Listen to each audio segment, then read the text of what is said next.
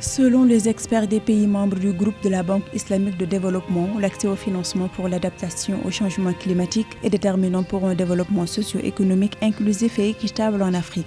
Dans ce cadre, le portefeuille de coopération de la banque a porté sur une manne financière de plus de 16 milliards de dollars depuis sa création en 1974.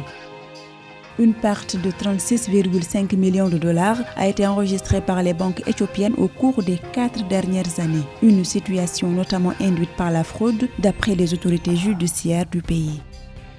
La Mauritius Commercial Bank a accordé un financement d'1 milliard de roupies aux micro-entreprises mauriciennes en 6 ans. Ce sont au total 2878 clients qui ont bénéficié de ces financements à travers 4959 prêts.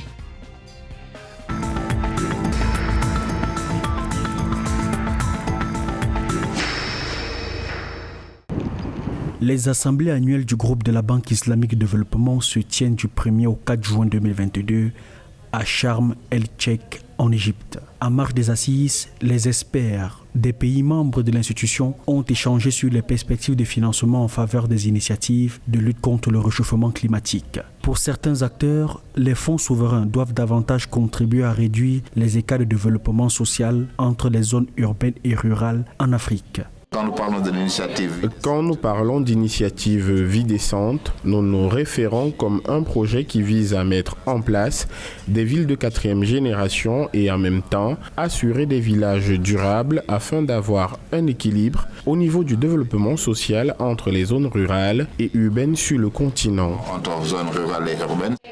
L'accès au financement pour les programmes et projets en faveur de l'adaptation au changement climatique demeure un défi majeur pour les pays africains, bien que la BID continue de soutenir les initiatives de développement durable sur le continent. Les experts appellent les gouvernements africains à plaider davantage dans les instances de négociation internationales comme la prochaine COP27 qui aura lieu en Égypte cette année.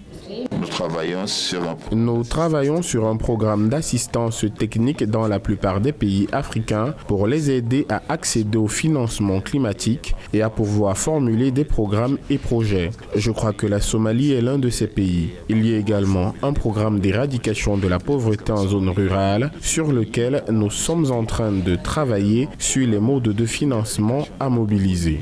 En zone rurale. Pour rappel, les ministres de l'économie et des finances des 57 membres de la Banque islamique de développement participent à ces rencontres autour des enjeux de financement du développement en Afrique. Les réunions représentent aussi une occasion d'étudier et d'explorer les moyens de consolider davantage les relations économiques entre les pays membres et la Banque islamique de développement.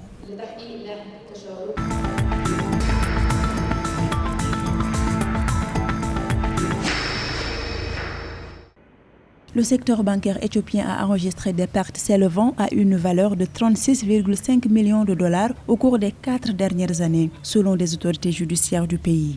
Ces pertes résultent notamment de la fraude. Le gouverneur de la Banque nationale d'Éthiopie a ainsi invité les institutions financières à prendre des mesures de sécurité nécessaires pour pallier le problème. En Éthiopie, le secteur bancaire, dont les actifs se sont élevés à 2 milliards de birr fin 2021, a largement contribué aux investissements dans le secteur à hauteur de 68% au cours des 6 derniers mois.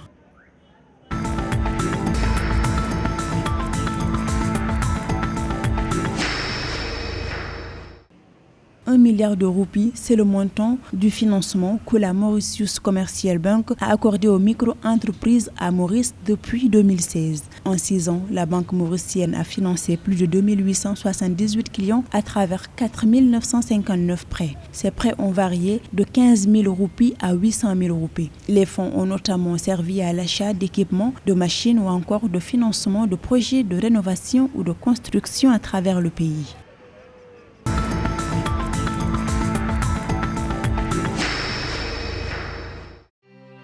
La filiale marocaine RCI Finance a levé un montant de 300 millions de dirhams auprès des investisseurs ce mardi 31 mai 2022. Il s'agit d'une émission de bons de société de financement de maturité 3 ans portée par un taux nominal de 2,76% et par un taux de souscription de 133%. La mission de la filiale est de développer les offres de crédit de Auto Renault et Dacia. Ainsi, les ressources mobilisées par RCI Finance Maroc serviront à financer les services de marque de Renault et Dacia.